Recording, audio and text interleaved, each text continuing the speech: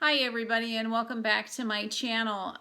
Today I am going to be talking about a topic based on a question that several of you have asked for, and that is how to gain more interaction with people through your Facebook art page. So let's get to it. So I have 5 things that have worked for me over the course of the last 4 years or so that I have been on Facebook.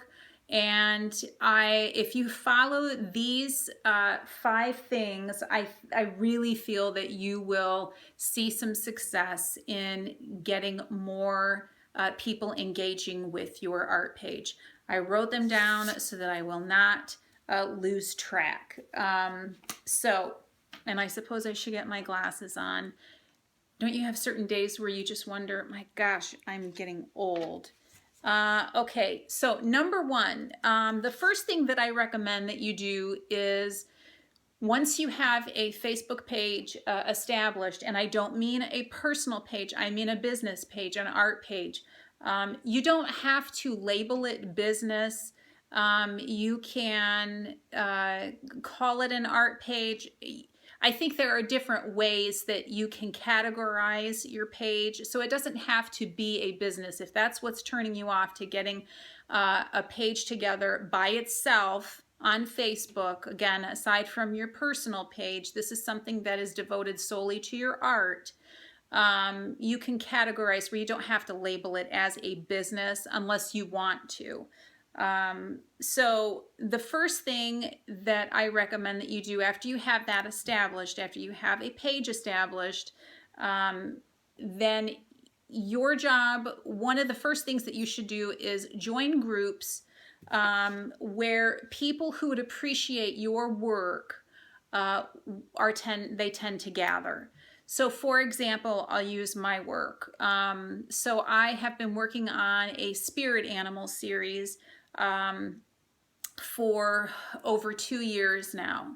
So first I had to establish who my customer base was. And once I established that, and if you want a separate video, by the way, on how to establish who your customer base is, if you have no idea who your customers would be, please let me know in the comments section below, and I will do a separate video on that for you. But once you have your customer base established, then you want to join groups where they would tend to hang out. And since I worked in spirit animals, I tended to join groups where I had something in common with people who were interested in spirit animals or power animals or animal symbolism. Right now you can find a Facebook group on just about anything on Facebook. So all you have to do is just search on Facebook for a group where people would congregate, where they would appreciate your art. Once you join that group, you know, I do not recommend that you join and then post pictures of your art and then say, hey, you all would be really interested in this. I do this. You know, check out my Facebook page. First of all, a lot of group admins do not like that. In fact, I don't really know any of them who do. You know, they don't want you there to promote your page. They want you there because they know that you're going to engage in conversation, that you have a genuine interest for being there.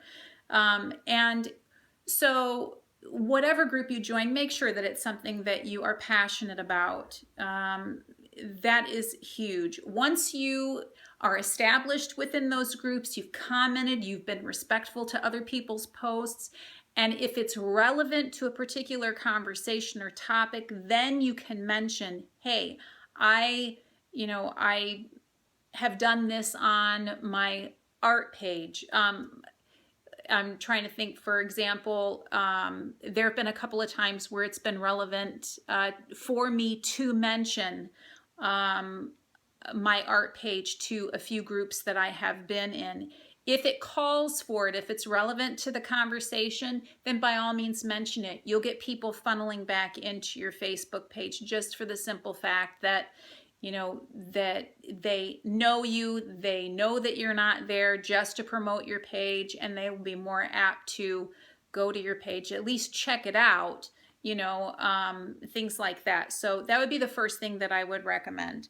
The second thing, and this has worked really, really well for me, create artwork that you can, that you know will be shared within Facebook. People love to share things that are relevant to them. So if you have, let's say a holiday is coming up, or there's like a national holiday, you know, like there's a holiday almost every day for something like National Potato Week or National Donut Day or something like that. I mean, that's if that's just one example, not a very good example. But if you have a holiday that you know is coming up and you can create work that's relevant to that holiday, I have like 3 or 4 years worth of work, so I've been pretty good at sort of covering my bases when it comes to various holidays. But if, like, for, let's say, I don't know, National Love a Chipmunk Day, which I'm sure there's probably a day like that. What I would do during that time, go lay down, honey. Emmy is distracting me. Honey, go lay down.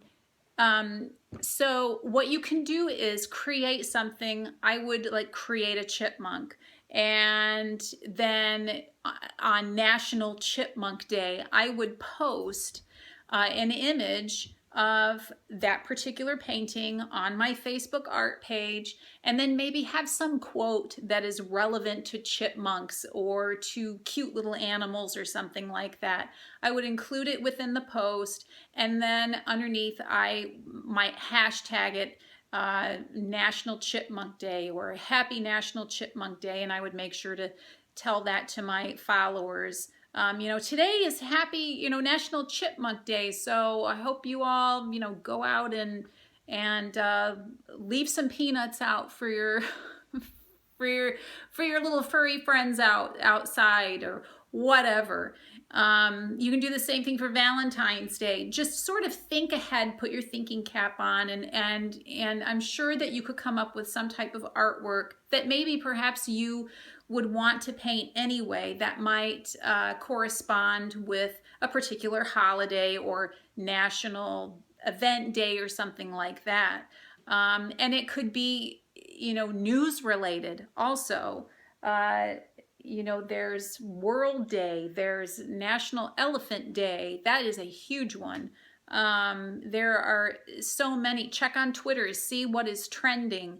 And then if you create an image and you post that to your Facebook page, I guarantee you that there will be people that will share things like that because it's relevant to them on that day. And perhaps they want to wish their friends, say, hey, did you know today is National Chipmunk Day? And you know, so your work will get seen a lot more if you do something like that. And it doesn't have to be anything huge or elaborate. People, you know, people just like to share things that make them feel good. And if it's something that's relevant to a national holiday or, you know, something like that, even a particular season, if it's, you know, if it's the first day of spring and you paint something that is, you know, heavily spring related, that would count too. So I recommend doing something like that to gain followers. You will surely get shares, which will again bring people back to your page. Okay, so that is the second thing. Number 3, this is also something that has worked really well for me. I pick several charities a year that I like to donate to. And I will create some art that is based on that particular charity. Recently there was a horrific incident that took place in South Africa, and a rhinoceros orphanage was affected. And so I created some work that I donated to to an auction that was going to be taking place on Facebook to donate or to raise money so that this money could then be sent over to South Africa for this orphanage that had been attacked. And then I had also, previously, I had painted a rhinoceros, so I donated a print of my rhinoceros for that as well. So since this auction took place on Facebook, normally the people who are hosting the auction, they will link back to your Facebook page, your Etsy page, wherever it is that you want to get seen the most. And then, you know, you've donated a piece of work for a good cause. And the people who are interested in bidding on work like that, chances are they are going to like the work already that you are going to be donating. So, you know, not only are you redirecting people back to your Facebook page through the generosity of the people who are hosting the auctions, but you're doing a really good thing also. And this is not the same thing as someone asking you to donate a piece of artwork, telling you that you'll get good exposure for it, and therefore you should take anything that you can get. As far as, you know, whoever, regardless of whoever it is that contacts you, you should donate your artwork to them. That's not what I'm saying, because there are a lot of people out there, a lot of people, I have experience with this, that will ask you to donate work for free and say, well, this will get you good exposure. The difference between what I'm suggesting and what those people are suggesting is you are in charge. You get to donate to the causes that are near and dear to your heart. In my case, it's any animal charities, especially since I paint animals mostly. Those are the ones that I want to donate to. Those are the things that I really care about. And when animals are in crisis, that's the type of thing that I like to donate my artwork to. So I feel good. That's first and foremost the reason why I'm doing it. Gaining followers back as a result from that, you know, that's secondary. But I would suggest that you find a charity that, like I said, that you personally would care about. It doesn't have to be animals. It could be, you know, it could be the environment. You know, it could be having clean water. It could, you know, really anything that you feel is special to you. And you can seek out charity events. Most anybody is going to, they're not going to turn down something for a charity. So if people aren't reaching out to you, you reach out to them. And make a decision as to what you might want to donate. That has been a huge way that I have received followers. Every year I paint a couple of pieces and this is aside from auctions. Auctions, obviously, those are a really good thing. That's one way to do it, is to seek out auctions that are taking place.